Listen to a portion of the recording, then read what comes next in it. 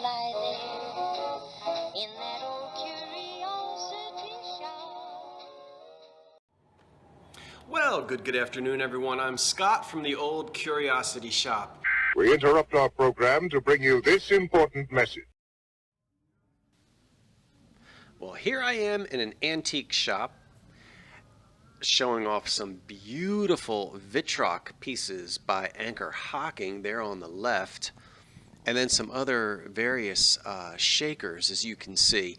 This is going to be a weird video. I'm going to jump all over the place. We're starting out here looking at some vintage kitchen glassware. Oh my goodness, I was in heaven when I was in this shop. There was so much to see. I don't recall whether I bought anything or not. Prices were on the high side, but I'm sure I could have negotiated. It's just been a long time since I have found this much in one spot. 1930s, 20s, 30s, and 40s vintage kitchen. Now that glass there is all that Art Deco era. Vitrock by Hocking, and then there's some jadeite underneath, and I see sapphire there, Philby, and peach luster. It just goes on and on and on. And then we swing over to the Blendo there, made in West Virginia. We're on the side now that has more of the 1950s and 60s glass. More of the Hocking colonial bowls there, painted by Gay Fad.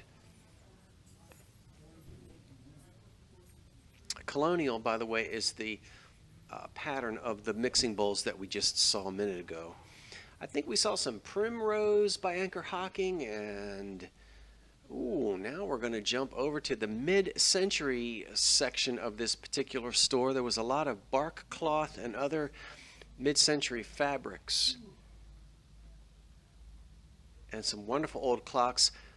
I happen to have been filming. I actually was filming this at a wonderful antique mall in Pennsylvania, in Adamstown, Pennsylvania, which is a wonderful place to go antiquing. You could get yourself a room for the night and spend 2 days there, 3 days there. It's just an amazing place. This particular section obviously was the mid-century department.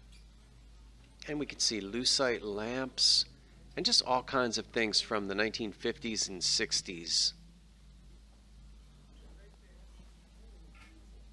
How about this wonderful old, not lounge chair, what do you call that? Deck chair from the 50s. Porch chair.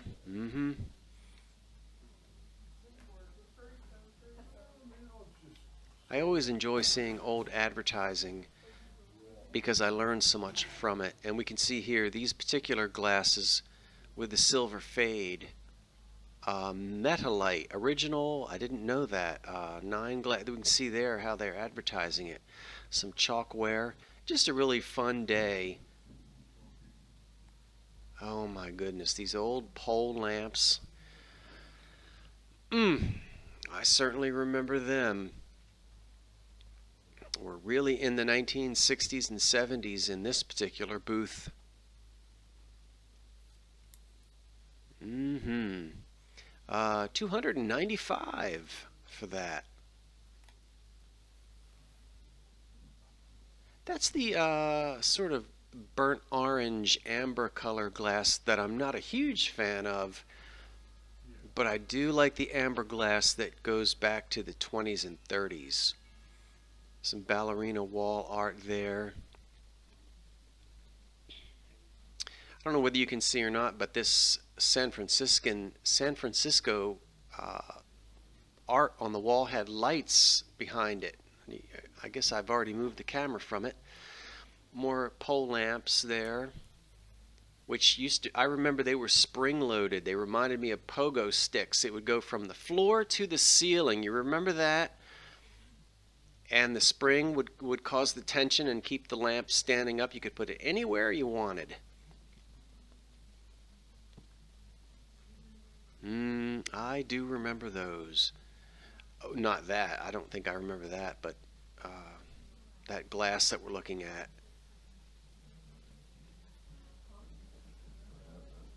I just wanted to share just a little bit of this footage with you. I wasn't able really to film too much, but I had a good time filming what I was able to capture for you. So I want to thank you for watching. It is Memorial Day, and I'm not sure what your plans are today, but I hope this video pleasantly accompanies you with whatever you may be doing. We had 2 days of cold rain like a lot of you did, and today is a glorious day. I'm going to be headed out soon for a wonderful old-fashioned Memorial Day picnic, including those root beer floats I was talking about the other day. But today I wanted to bring you a little entertainment. I hope that you'll find it entertaining. This is going to be all over the place. Sort of a hodgepodge Lodge kind of a video. You remember Hodgepodge Lodge? Oh my goodness, that was a show that came on. I was small. This had to be the early 70s. I guess it was on PBS. It was called Hodgepodge Lodge. And there was a woman, Miss Jean, Miss Barbara, or was that Romper Room? Anyway, this woman would come on and introduce animals to children. One of those PBS shows. See, anyway, hodgepodge. That's what this video is. Oh, all right, so let's just see what I'm going to talk about. Okay, you're getting a second chance. Why are you getting a second chance? Because this did sell, but then it wasn't paid for. Now that sometimes happens. Sometimes the accounts are phony accounts. And it's annoying when that happens, but it does happen.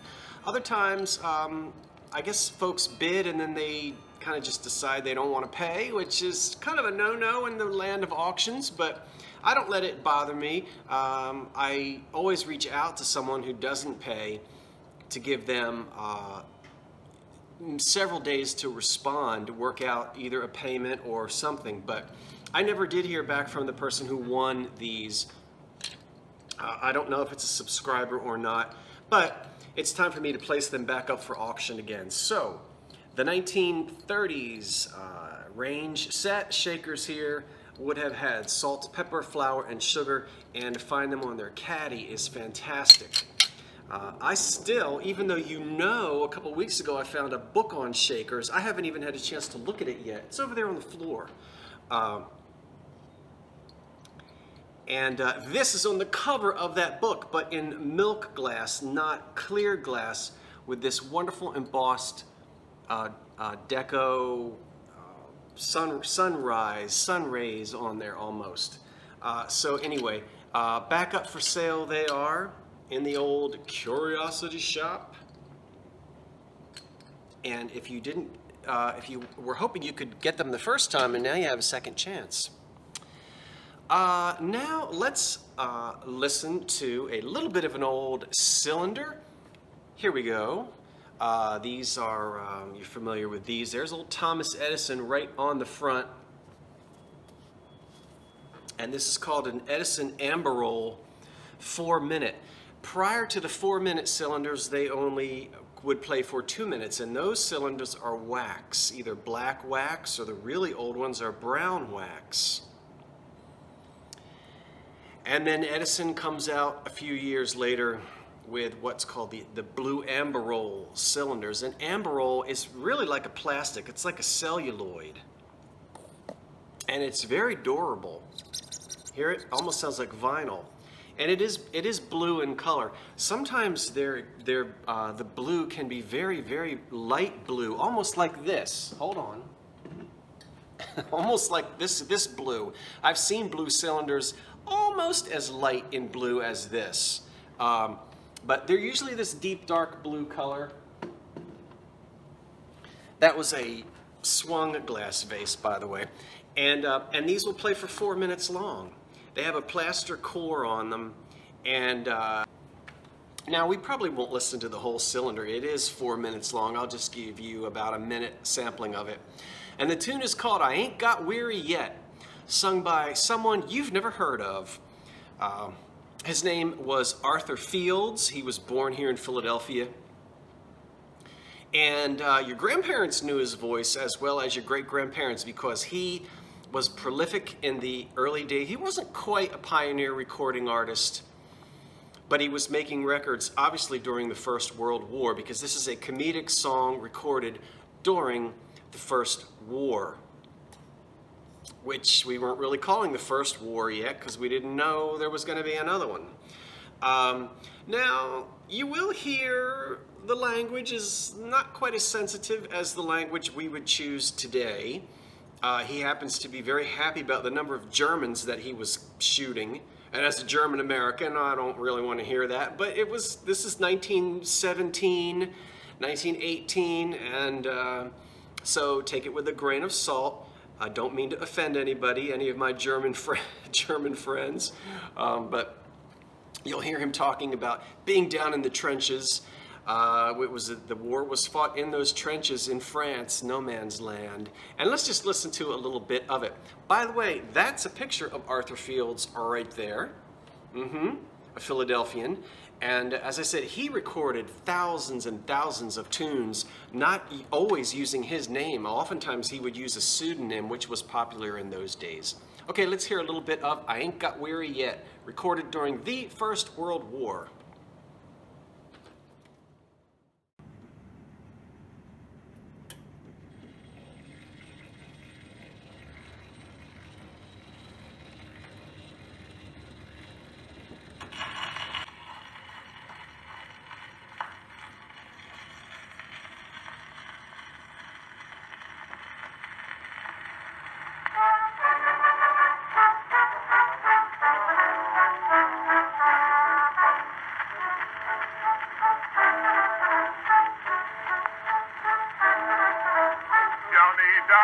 Grabbed his little gun, sailed away just to fight the Hun. Over there, fighting everywhere, Johnny did his share. One day he got a letter from his wife. She asked Johnny how he liked the life. Johnny wrote back, "Dear, they work you hard over here, but I ain't got weary yet. No, I ain't got weary yet. Been digging in the trenches all day long. All the time I'm a-singing this song, 'cause I ain't got weary yet. And I never will, you bet. This life ain't work, it's only play, just to pass the time away. I kill 10 Germans every day, and I ain't got weary yet. Well, he ain't got weary yet. No, he ain't got weary yet. Been digging in the trenches all day long. All the time he's a-singing this song, 'cause he ain't got weary yet. And he never will, you bet. This life ain't work, it's only play, just to pass the time away. I kill 10 Germans every day, and he ain't got weary yet. Johnny Dunn met a husky Hun. Johnny Dunn made the German run very fast, but he couldn't last. Johnny ran right past. Johnny's captain said, "Why don't you shoot?"